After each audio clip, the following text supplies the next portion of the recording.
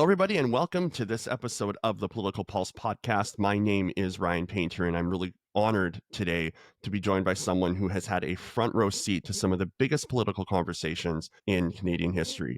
Jason Kenney is the former Premier of Alberta, a longtime federal cabinet minister under Stephen Harper, where he held key roles, including Minister of Citizenship and Immigration, Minister of Defence, and Minister of Employment. Known for his deep convictions on national unity, energy, development, and Canada's role in the world, Mr. Kenney has been a force in shaping conservative politics, both in Alberta and all across the country. We're going to be diving into some heavy politics today. We're going to talk about Alberta separation. We're also going to look at Canadian nationalism in the Trump era, energy independence, and the shifting dynamics of global power. So Jason Kenney, thank you so much for joining me today. Good to be here. I'm really quite honored, and I want to start just with a little bit of personal history, because if I understand, your dad was an RCAF fighter pilot. Is that right? Fighter pilot, yeah. Actually, mainly based out of CFB Comox on Vancouver Island. He was a CF-100 pilot. That is crazy. Well, I'm in Victoria, not too far from Comox, so that's really cool. I think that personal connection, I think for you, obviously explains why you are such a proud Canadian. Well, more than that, I'm very proud of my Canadian roots that go all the way back to including United Empire Loyalists, who were really the founders of English Canada, Irish famine refugees who came here in the 1850s. And my grandfather, my Air Force pilot dad's father, was Canada's most famous and celebrated musician of the 1930s and 40s, the big band era. He was a household name, played all across the country, was live on the CBC every week for the better part of 30 years, and actually turned down a big contract offer from NBC Radio to go move to the United States and make a lot more money because he was a Canadian patriot. He wanted to raise his family here, so he assumed a massive opportunity cost to do that. And so that grandfather, while he was a big, large liberal, he had a big impact on me. He never quite forgave me for becoming a conservative.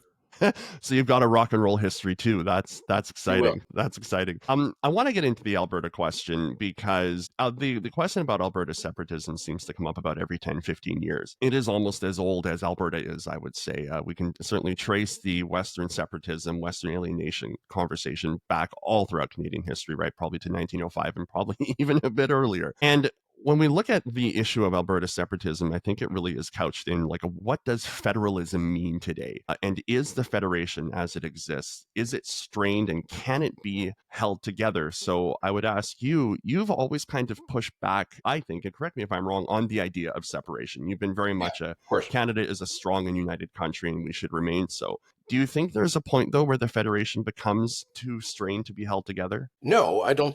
Look, my view of is that a country, Canada, is not simply a balance sheet analysis. It's not a temporal exercise in maximizing local or regional benefit. It is a much bigger project that is grounded in a common history, common set of values and aspirations, experiences and adversity. And I just don't, for me, it's like saying you can break up a family. Sure, there will be in any family, even the best of families, moments of difficulty and adversity. But the challenge is, the idea of a family, the idea of a country, as you know, that ultimately you have deeper and more abiding obligations to one another that you have to respect. And that's where I start with. You know what? I'm a patriot. I find it hilarious that most of the folks who are involved in leading the so-called Alberta separation movement now were involved in kind of like the freedom convoy movement 3 or 4 years ago, where they appropriated the Canadian flag as their symbol. And now they are metaphorically, and in some cases, literally stomping on that flag. Look, I start with that point, which is a devotion to the country. As I've said before, there are thousands of Albertans lying in foreign graves where they died in the defense of Canada under headstones marked by the maple leaf in cemeteries with the Canadian flag flying proudly. I think we have an obligation to them to work through our very real challenges. It is true that the West, more particularly Saskatchewan and Alberta, which were sort of afterthoughts and were conceived of almost as quasi-colonies when they were admitted into the Federation in 1905, have had long-standing grievances. And it's true that from time to time, those grievances become more acute, particularly, for example, under the anti-energy policies of Justin Trudeau. But I think our obligation is to work through those intelligently, forcefully, without giving up on the project of Canada. I love that we kind of started talking about the history that you have and your father and your father's father. My grandmother, sorry, my great grandmother was a riveter. So she grew up in Winnipeg, born and raised in Winnipeg. Military tradition for me is important, and that's my kind of Canadian pride and national pride has really been built up in that. So I really respect what you're saying about looking beyond kind of the, I don't want to call them petty because I think there are grievances and concerns. And certainly to your point, when we have a national energy policy or a national non-development of energy resource policy, that it pokes a stick in the eye of those parts of our country that really are doing the hard work every single day of chugging the Canadian economy along. And so I wonder, it's a bit of a weird question to ask, but the idea of the kind of the separation, the Western alienation, there's certainly an economic lens to it. There's an emotional lens to it as well. So how do you get past that emotional side? Because I think to your point, economically, we get things built. Absolutely, we can bridge that gap. But the emotional part of it, too, I think needs to be addressed. Yes. And again, I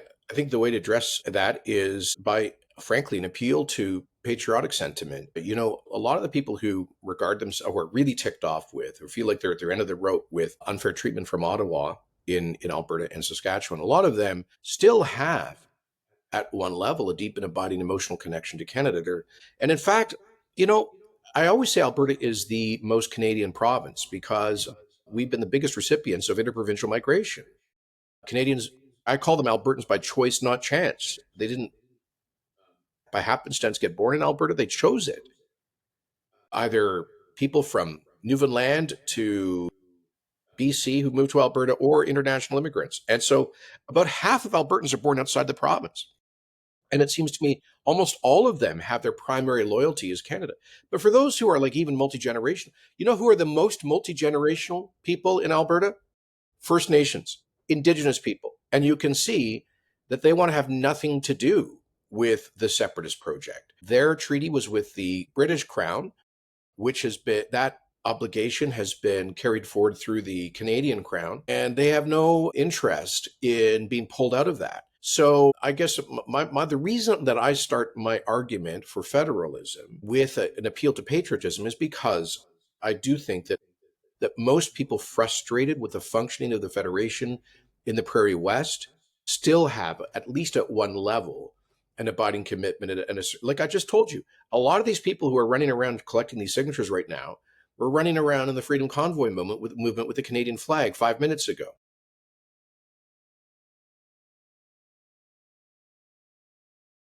Well, that's the unfortunate thing. I will say this: like I've been Mm. involved in the right of Alberta politics for 35 years since I helped to start the Canadian Taxpayers Federation around 1991 when I was just a kid out of college. And so I've been involved in all aspects of the movement: populist, conservative, parliamentary, partisan, think tank, activist, every hue of conservatism I've been involved with or adjacent to.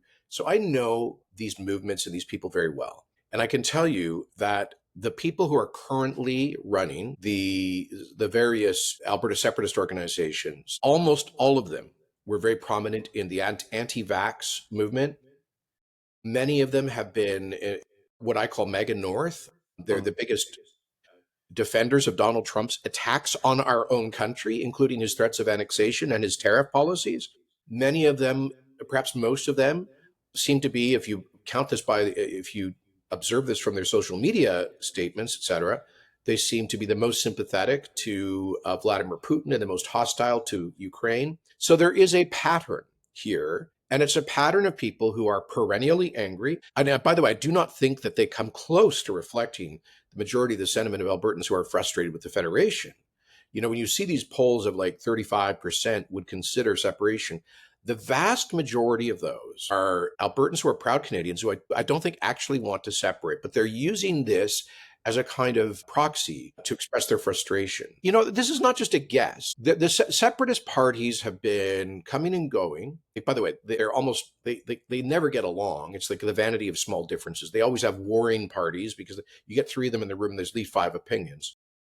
They've been on the ballot in various federal and provincial elections in Alberta and Saskatchewan, and sometimes BC, since 1980, roughly. I count in Alberta 12 federal and 12 provincial elections since that time.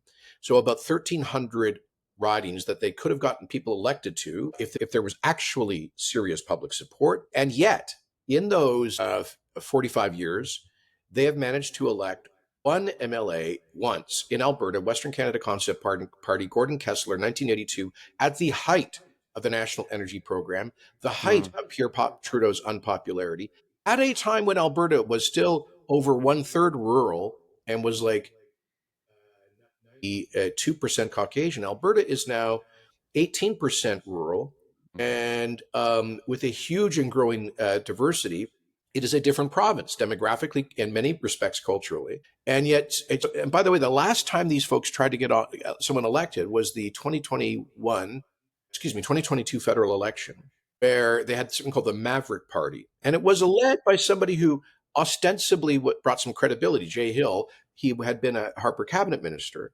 And yet they only got about 35 candidates who got, I think, between them 30,000 votes across all of Western Canada, 0.2% of the popular vote. That is fewer votes that they got across all of Western Canada than a typical MP is elected with in one riding. And they couldn't even get on the ballot in this last election with a still massively unpopular Justin Trudeau. So, what I'm trying to convey, Ryan, is that the hardcore separatist sentiment is actually relatively tiny, but there is a spectrum of opinion of primarily what I call frustrated federalists who do want change, and their concerns are legit, and Ottawa needs to take those concerns seriously. outsized presence then of this group. Would you say then that, I mean, who's got more pull and more sway here? Is it these frustrated federalists, or is it these constantly, continuously aggrieved, fringy folks who are Well, very, unfortunately, yeah, the latter category, they're driving the bus here. They're the ones that are trying to use the my successors. So, just a context here, I brought in a citizen-initiated referendum act modeled on the one that BC has had since 1990, since the 1990s, 92 or 93, I under think. Yeah. the Harcourt government. 92, I think you're right. And so we kept a platform commitment, an election promise to replicate the BC model. We did that. And that requires a 20% threshold for signatures of the eligible voters, in our case, in 3/5 of the province's ridings. So there has to be some geographic diversity for a constitutional amendment. Well, my successor's government recently cut that in half, removed the regional requirement. So now it's effectively 170 some thousand signatures, which I think they can get. So the people driving that bus and making all that noise are in that tiny category I described. And you see their events; they'll get 600 people here, 900 people there, and they're almost always the same people. And it is that crew. Now, not to diminish the danger to the federation, and I think to Alberta here, is that a large and growing number of the frustrated federalists could, if this thing gets on the ballot, actually vote yes, not because they actually want to separate. They actually do understand what massive uncertainty that would create, the flight of capital, the flight of investment, the crashing of real estate values, everything that happened to Quebec in the late 1970s after the election of the PQ. They know that would create conflict, probably kinetic conflict with First Nations. It would reverse decades of progress we've had with Indigenous communities on resource development. They know that it would make us less able to get access to tidewater for our energy products through pipelines. They know all of that intellectually, but a lot of them might still say yes just to send a message. Because right now, I'll tell you, the most persuasive argument that the Alberta separatists have goes like this. Quebec has been holding a knife to the throat of the Federation since the 1970s. And look, it worked. They never actually pulled the trigger. They never actually used the knife lethally, but they used it as a threat.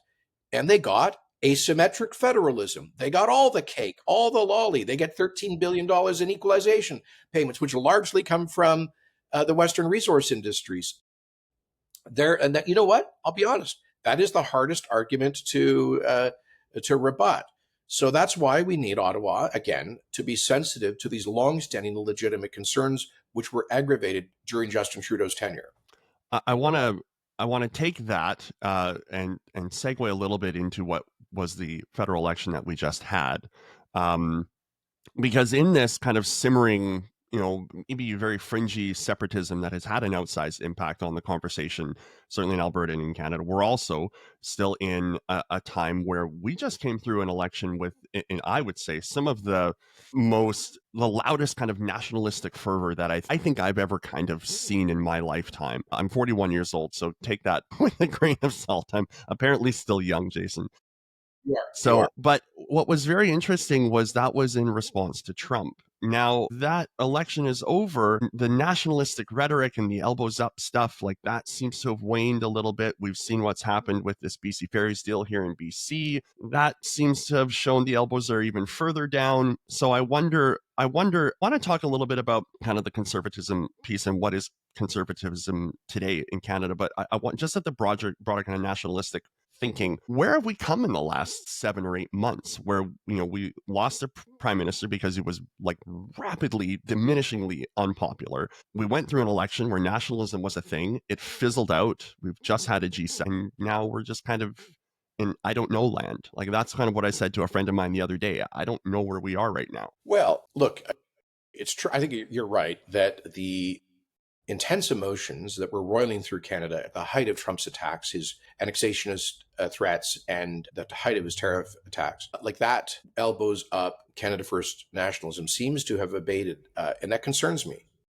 I think your premier is in BC has been the biggest disappointment in this respect. At the height of that period, like we're talking February, March, he was even talking openly about considering energy pipelines to the West Coast to strengthen the Canadian economy, diversify our export markets, to reduce our dependence on the United States, saying what I think are all the right things.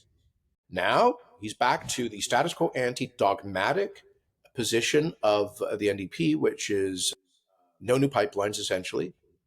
And he, as you say, I mean, doing all this political theater about being anti-American and you're not going to stock bourbon on BC liquor store shelves. Okay, I guess. But then giving a multi-billion-dollar contract for a crown corporation to a country that is a strategic adversary of Canada's, which has one of the most appalling human rights records in the world, forced labor camps and massive violation, state subsidized shipyards that he would be using in a country that doesn't, by the way, China's increase in greenhouse gas emissions annually, their annual incremental growth is greater than the entire Canadian production of GHGs. So he's going to be contributing to global warming with that contract. And I mean, for a country that's going through the single largest military expansion in human history to assert itself in a kind of imperial zone of influence in the South China Sea, including a prospective invasion of Taiwan. Yet he wants to facilitate all of that while this kind of doing this sort of low grade, third level theatrics against the United States. And then he misses the first ministers' meeting, which was perhaps the most consequential since the patriation of the Constitution in the early 1980s. And on the day that he was not in Saskatoon, he was showing off BC produced potato chips at a Tokyo convenience store. As I said on the X app, you're not going to pay for an ever expanding welfare state with an aging population with potato chip revenues. So I'm sorry to pick on your premier, but I think that, that's an extreme example of how quickly many leaders seem to be losing the plot about the sense of urgency to become less dependent on the United States, more resilient by expanding our export markets and developing our greatest and most resources, which, by the way, are natural resources. And you're right. It boggles the mind, the strategic or the lack of strategic foresight to basically say, look, and feel free to pick on the premier, I do it daily. He's spent months by BC, by Canadian, we're Team Canada, all of this stuff, and then literally says, not only am I going to allow BC Ferries to offshore this contract, and oh yeah, they're going to use Chinese steel, by the way, which apparently is something we shouldn't be all that worried about. Never mind the Johnson Street Bridge here and the Oakland Bay Bridge, and you name it, any kind of time Chinese steel has been brought in. I believe they call it Timu steel, that they've brought in to use. It has problems. There's cracks. There's fractures. There's weakening. There's all By the kinds way, of our own problems. Canadian steel industry is under attack. Yeah. So yeah. what happened to the elbows? They're way down, Jason. They're way down. And I laugh only because, I mean, it to your point, it's the theatrics of the politics, but it doesn't follow through with any kind of moral courage or principle. And maybe Yeah. that's, I don't know. I mean, you were on the side of government. Sometimes these decisions are hard to make. Are we being too hard on the premier, or like, is this literally about making choices? He could have made a choice and he chose the wrong one. Yeah, well, look, for sure, when you're premier, you've got a crown corporation. You can always say that's independent, that's arm's length, but that's not what he was saying 3 months ago. He said explicitly that instructions had gone out to all of the agencies and crown corporations of BC to wherever possible buy Canadian. The Davie shipyard, sorry, the shipyard C-SPAN in Vancouver says they were not given a realistic chance to bid on this project because of the terms of the bidding. And by the way, supposedly British Columbia has a robust shipbuilding strategy. I was part of a government, the Harper government, that launched the Canadian shipbuilding strategy to build a new fleet of icebreakers, Coast Guard vessels, Royal Canadian Navy destroyers, which is revitalizing shipbuilding at the shipyards, primarily in Halifax and Vancouver, also Quebec City. This, you know what? It would have been cheaper and faster to go and buy the hulls from, let's say, Korea. An argument could be made about that, but we believe that it was in the long-term strategic interests of Canada to have such an industry. Why can't the British Columbia government put its shoulder behind the wheel on something like that? Sit down and figure out how, is there some viable way that they could get these products produced at a reasonable cost and time frame here in Canada? And this actually dovetails into what I wanted to talk about conservatism today, because it's interesting that we have a premier who should be aligned with workers, but clearly in offshoring billions of dollars and jobs to China does not have the backs of BC or even Canadian workers. And yet we have the leader of the party in BC, John Rustad, who has said, hey, we got to build in BC. We got to support BC workers.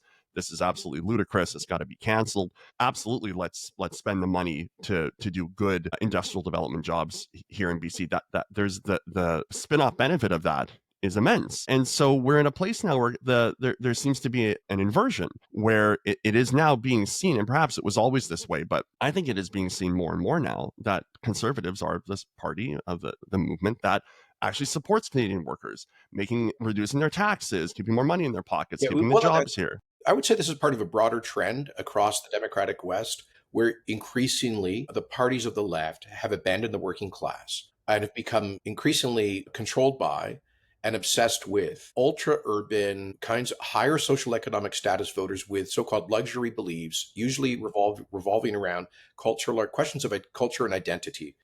These are not issues that resonate with working people who struggle to put food on the table for their families.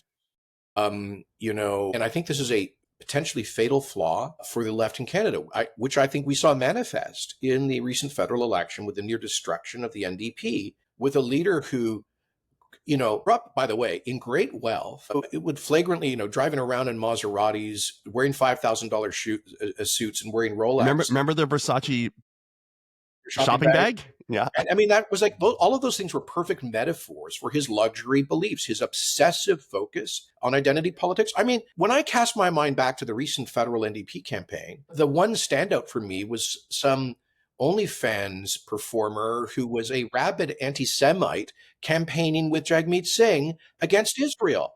Like, do you think that really matters to the working families of British Columbia, of Canada? And what happened on the inverse flip side of that is that about a third of the traditional NDP vote went to the Conservatives, and the Conservatives won a strong plurality amongst people in the lower middle income categories, amongst younger people who are locked out of opportunity in this economy. They're the people who've seen the steepest decline in real incomes, who cannot afford housing, and have a sense of hopelessness about their future in Canada. And by the way, parties of the left are increasingly winning amongst the most highly educated categories of people with postgraduate degrees. And parties of the right are increasingly winning amongst people with high school education or diploma education or below that. Now, I know some lefties on Twitter and elsewhere will sneer. You see, that's how smart we are and how stupid you are. Well, really, I seem to recall the tradition of the left as standing up for people who weren't born into all sorts of privileges, who maybe came from families that didn't have the income, or for other reasons didn't get to go to university. I thought the whole moral impulse of the left was to create equality of opportunity for people who weren't born with a lot of wealth or advantage or advanced education in their families. So I think the left has betrayed its traditional base increasingly, and I think EB's decision to sell us out on the ferries is a very solid example. I was in the NDP for 20 some odd years. I was a national campaigner. I was national and federal council for the party provincial council here. I was very big into the party, and I left in 2023 exactly for what you say. I had been talking about the hollowing out of the party, how it become more urbanized, become more managerial, become less focused on the working class, and even less focused on the issues of farmers and rural British Columbians and rural Canadians. Look at the fact that it had been locked out of Saskatchewan for multiple elections, Yeah. the place where the Thank you. party was born. Glad somebody remembers this. I mean, I grew up in rural Saskatchewan, and even me in the 70s and 80s in Saskatchewan, I remember half of the federal ridings were consistently Mhm. NDP, homeland of Tommy Douglas. I don't think they have won a seat in Saskatchewan now for, if I may stand to be corrected, but for like 30 plus years. Yeah, just think of one issue which underscores how out of touch the NDP is, both provincially and federally, which is crime. Guess who crime affects most acutely? Mhm. People who are tend to be at the bottom of the income spectrum, Mhm. often racialized people, first indigenous people. They tend to be disproportionate victims of crime and social disorder. And by the way, all of the kind of urban chaos that's been created by de facto legalization and facilitation of hard drugs, the destigmatization of dangerous addictions and dangerous drugs, all of this pushed by the woke urban left and all of its victims tending to be people that the left is supposed to champion. If you're a retired Chinese senior in Chinatown, but your neighborhood's been torn apart by addictions and crime. Who's looking out for you? By the way, why isn't anybody talking about the racial implications of super high social economic status? PhDs at UBC sitting in their $5 million homes in Point Grey, these boomers that they inherited from their parents, inflicting policies that have created urban chaos for low income people in Chinatown and the east side of Vancouver. So where are where's the racial impact analysis of that? So I think the left has really lost the plot on these issues, and ordinary people, regular working people, have a natural moral intuition about right and wrong. And when they see repeat violent criminals getting out on bail immediately, never spending any time behind bars with custodial sentences, they say that their reflection is this is basically unjust. So, what the NDP has done by abandoning these issues is because they're more focused on the obsessions of a tiny handful of like parodic left wing human rights activists, is they've abandoned these issues to the conservatives. So, when Pierre Poilievre comes along, John Rustad, and says, we need to end, we need jail, not bail. We need actual serious penal consequences for the small number of repeat violent offenders. Guess what? It has deep moral resonance with ordinary people, although it may not play well in the faculty lounges. I love it. Sorry for my rant, but I just think No, that's it's a great rant. No, because you're hitting on something. Look, I mean, I went and managed the campaign up in Prince Rupert for the last provincial election, and I got to see firsthand exactly what you're talking about, the ravages of addiction and the opioid pandemic in Indigenous communities in BC's north. It's something that the urban academics don't see. Frankly, one of the I don't things that think they care about. one of the things that urban academics have been driving, for example, and lawyers in the courts, is that Indigenous criminals who happen to be Indigenous should have, generally speaking, lower sentencing than if they were non Indigenous, which frequently means that convicted Indigenous criminals end up with no custodial sentences for serious crimes. My point is, very often, and I mean, okay, it is true that there's a disproportionate number of incarcerated people in Canada who are Indigenous, but it is also true that many of their victims have been coming from the same community. Where is their justice? I've spoken to countless First Nations people who are frustrated with their sense that there is no justice for victims in their own communities, No. and the ravages of addiction have hit those communities the hardest. I can tell you, there's a lot of reserves in Alberta, a lot of First Nations communities which have zero tolerance policies. If you're caught using or dealing drugs on those reserves, you are kicked off the reserve and you're told not never to come back. You're literally run out on a rail, Yeah. and you do never, you're invited to never return. So I think So these are the kinds of issues that like urban woke left quote unquote progressives, they come to these things with a kind of, well, perhaps well-meaning abstract intellectual approach, but they don't actually see the unintended consequences of policies like soft on crime, soft on drugs. Jason, we're getting close to the end of our time. What I want to do is just step back and take a big picture reflection. As I said in the intro, you've had a front row seat, federally and provincially, to politics since you were first elected in 1997. Like, that's, for me, that's the year I graduated elementary school. So that's a little while ago. Not trying to age you, just saying that's a long time that you've had in politics, and you've had a front row seat. So what is, if you could tell viewers, listeners, what is one major lesson that you've learned about leadership, especially during times of crisis? Because it does feel like, whether it was COVID, whether it was when I came out of university in 2008, it was the economic crisis. It seems like we've kind of had a series of crises that have kind of been following my generation, the millennials, for a little while now. What have you learned about leadership? What's a lesson you can provide my audience? Well, I think leadership in a time of crisis requires a really tremendous mental focus, because when there are proverbial bombs going off around you all of the time, you can't be distracted by all of those things. You've got to stay focused on getting through the crisis, and to use a well-worn phrase, don't waste a good crisis. Mm-hmm. And I think that's very relevant to the crisis we're in as a result of the Trump tariffs and threats. And I think that's really what the debate was in this recent federal election, which is how do we use this crisis as a wake-up call from our recent decades of lethargy as a country, where we've allowed our productivity to decline. Everything seems to have been going in the wrong direction. How do we turn that around? And let's use Donald Trump's crisis to compel real, fast, transformational action. That was the pitch given by both Mark Carney and Pierre Poilievre in the last election.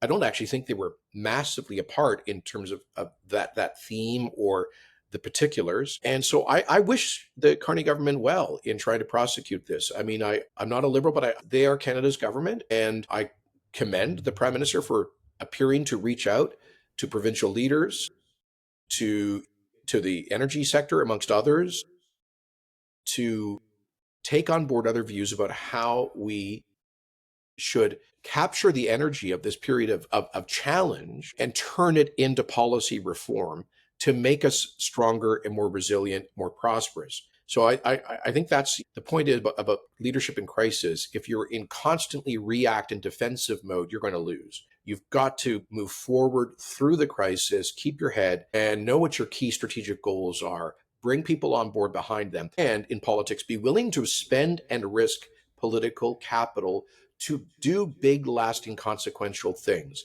If all you're doing is husbanding, carefully measuring out your political capital, not taking big risks to do big things, then go do something else. You need leaders at a time like this who are willing, frankly, even to be like, at the old metaphor, Nixon who goes to China, Mm-hmm. are willing to take on members of their own base.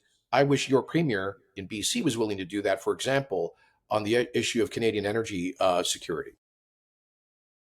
One very final quick question. I want you to imagine yourself sitting in front of a group of the next generation of conservative leaders. What would you tell them? To know what their tradition is, to understand authentic conservatism, because I am concerned that in North America and Europe, we see a growing tendency of people who are so angry with the status quo and with the quote unquote elites that they've turned away from, I think, any sort of authentic conservatism towards a kind of endlessly angry populism, the extreme manifestation of which is a kind of Jacobinism, by which I mean an anti-institutionalism, a desire to burn everything down.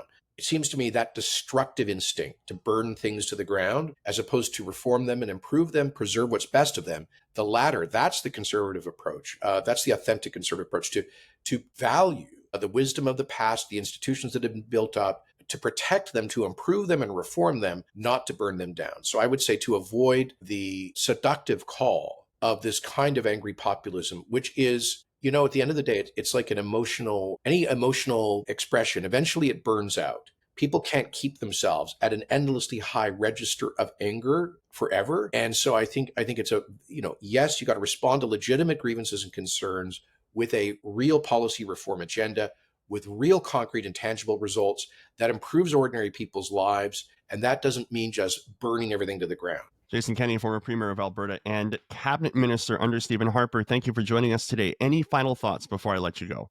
No, it was awesome. And by the way, I hope my comments weren't perceived, Ryan, as anti-BC. All four of my grandparents and both my parents were born in BC, so I got deep BC roots. Love the place, and I would love for BC to get on board with Team Canada again. Here's hoping to that. Cheers.